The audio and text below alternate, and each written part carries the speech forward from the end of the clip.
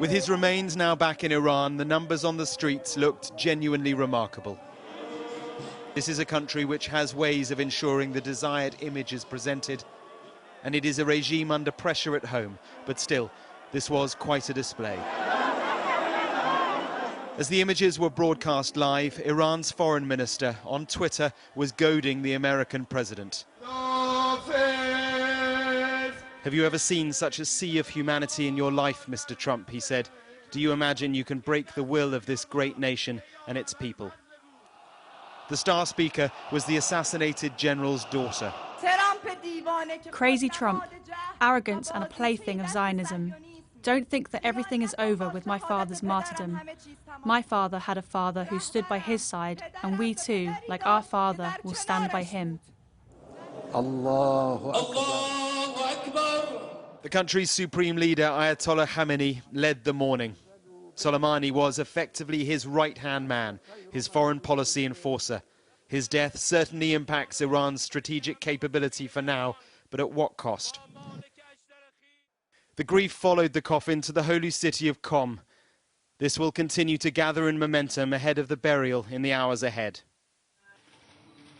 In Baghdad, where he cultivated the government and where he died, Iraq's top politicians and former leaders met for a service of condolences for the killing.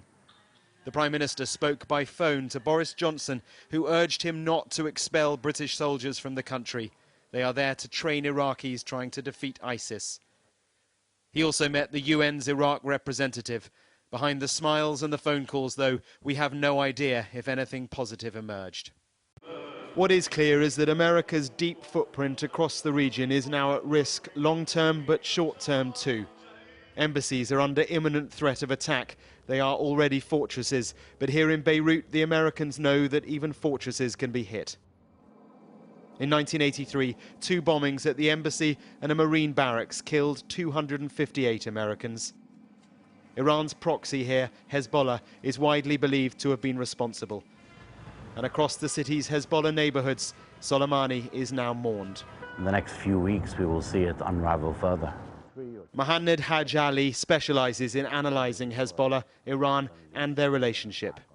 But the question is, if the Iranians are going to launch an attack, let's say, on the U.S. bases, on U.S. troops in Iraq or elsewhere in the region, how would the U.S. respond?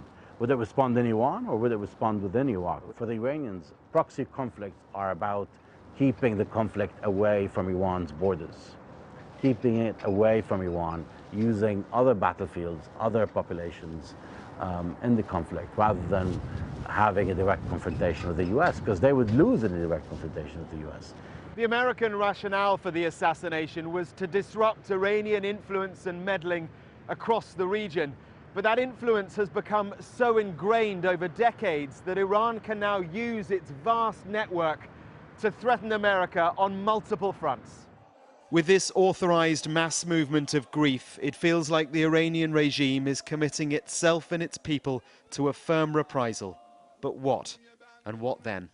Mark Stone, Sky News in Beirut.